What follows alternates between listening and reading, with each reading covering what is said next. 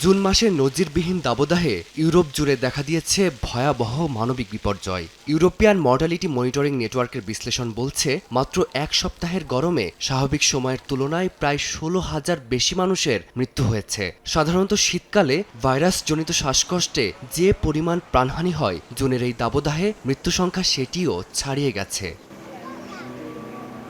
সবচেয়ে বেশি প্রাণহানি হয়েছে উত্তর ইউরোপের ফ্রান্স, বেলজিয়াম ও জার্মানিতে। সাধারণত এসব দেশে তীব্র গরমের অভিজ্ঞতা না থাকায় এবং বেশিরভাগ ঘরবাড়িতে শীতাতপ নিয়ন্ত্রণ সুবিধা না থাকায় প্রাণহানির ঘটনা বেশি ঘটেছে বলে বিশ্লেষণে বলা হয়। শীতল আবহাওয়ার উপযোগী করে তৈরি এসব দেশের অবকাঠামো চরম দাবদাহ সামলাতে ব্যর্থ হয়েছে।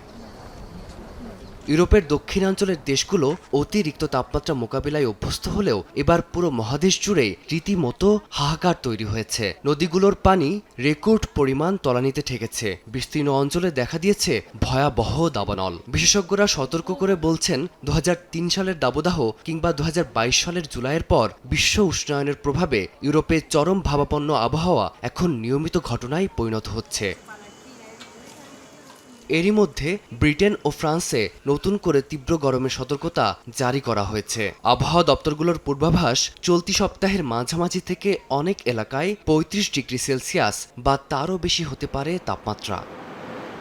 ফারদিন মাজহার, সময় সংবাদ।